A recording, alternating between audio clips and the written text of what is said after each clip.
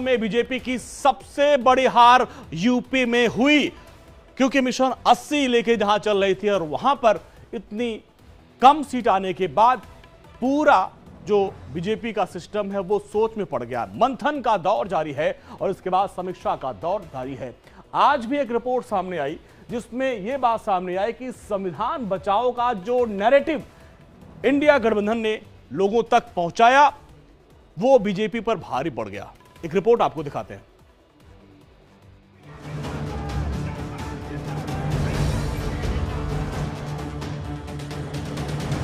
लोकसभा चुनाव में यूपी में बीजेपी की हार को लेकर बैठक और समीक्षा का दौर चल रहा है। खराब प्रदर्शन को लेकर एक के बाद एक रिपोर्ट आ रही है। इसी सिलसिले में एक और रिपोर्ट सामने आई है जिसमें ये बताया गया है कि संविधान बचाओ के नैरेटिव पर इंडिया गठबंधन बीजेपी के प्लानिंग पर भारी पड़ गया। सूत्रों से आई रिपोर्ट्स में कुछ ऐसी बातें सामने आई है जिससे बीजेपी के खराब प्रदर्शन की वजह माना जा रहा है। इंडिया गठबंधन ने संविधान बचाओ का नैरेटिव सेट किया। बीजेपी के नेता संविधान के मुद्दे को काउंटर नहीं कर पाए। संविधान के मुद्दे की वजह दलित बीजेपी से छिटक गया। आरक्षण के मुद्दे ने भी बीजेपी को काफी नुकसान पहुंचाया। ओबीसी और दलित वोट बीजेपी के पाले से छिटका। अफसरशाही और जनता के साथ रवैये से भी हुआ नुकसान। बीजेपी विधायकों की निष्क्रियता भी हार की वजह बनी। विधायक अपनी लोकसभा क्षेत्र में उम्मीदवारों से नाराज चल रहे थे। बीजेपी को विधायकों की भीतरघात से बड़ा नुकसान हुआ है। बूथ स्तर पर कार्यकर्ताओं की जनप्रतिनिधियों से नाराजगी भी सामने आई है। यूपी के चुनाव में इंडिया गठबंधन लगातार संविधान के मुद्दे पर घेरते जा रहे थे। विपक्ष ने संविधान पर ऐसा नैरेटिव सेट किया जिससे यूपी में बीजेपी को बड़ा झटका मिला। अखिलेश यादव और राहुल गांधी अपनी रैलियों में ये नैरेटिव फैलाने में कामयाब रहे। आजादी के बाद पहली बार एक ऐसी पार्टी है जो संविधान को खत्म करना चाहती है। उनका लक्ष्य हिंदुस्तान के कॉन्स्टिट्यूशन को, हमारे संविधान को खत्म करने का है। ये बीजेपी के लोग लोकतंत्र से लेकर के, संविधान से लेकर के संस्थाओं के साथ खिलवाड़ कर रहे हैं और ऐसे खिलवाड़ कर रहे हैं कि अगर ये सत्ता से नहीं हटे तो हमारे आपके सब अधिकार छीन लेंगे। संविधान बचाओ के मुद्दे पर इंडिया गठबंधन के नेताओं ने बीजेपी को बैकफुट पर धकेल दिया। चुनावी रैलियों में पीएम मोदी और योगी आदित्यनाथ लगातार अपने भाषणों में इस नैरेटिव को काटने की कोशिश में जुटे रहे, लेकिन जनता के बीच वो कामयाब नहीं हो पाए।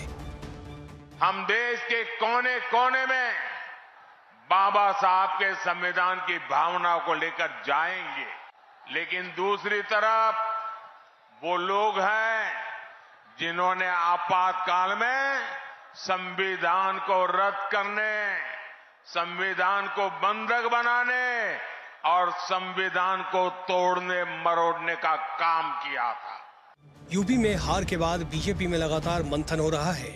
बीजेपी को यह हार सालों तक सालती रहेगी। बीजेपी की रिपोर्ट में ये ऐसे मुद्दे थे जिसको यूपी में बीजेपी के खराब प्रदर्शन की बड़ी वजह माना जा रहा है।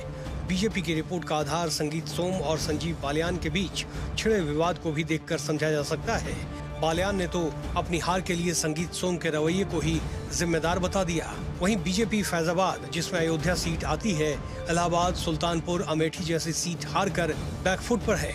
खासकर यूपी का पूर्वांचल बीजेपी के लिए वाटरलू साबित हुआ। जनता जनार्दन को मूर्ख समझने की कोशिश की है भारतीय जनता पार्टी ने। भारतीय जनता पार्टी कभी भी जनता से जुड़े मुद्दों को जब प्रतिपक्ष उठाता था तब भारतीय जनता पार्टी उनको विषयांतर करने लगती थी। भारतीय जनता पार्टी किसी भी तरीके की समीक्षा कर ले, आगे आने वाले समय में और ज्यादा मतों से चुनाव हारेगी। 11-12 सीटें जो इन्होंने हेरा फेरी करके जीत ली, उसको मैं बेईमानी शब्द से इस्तेमाल करता हूं कि बेईमानी करके जीत ली हैं। वो अगर ना होता तो बीजेपी कहां सत्ता में थी। उत्तर प्रदेश की जनता बदलाव चाह रही थी। अब बहाने बनाने के लिए विधायकों पे डाला जाएगा, कहीं मुख्यमंत्री पे डाला जाएगा, कहीं कोई बयान को डाला जाएगा। रियलिटी ये है कि जिस वादे के साथ सरकार नरेंद्र मोदी की बनी थी वो देश में नहीं स्थापित हुआ। इस ताज़ा रिपोर्ट पर बीजेपी की तरफ से भी रिएक्शन आया है।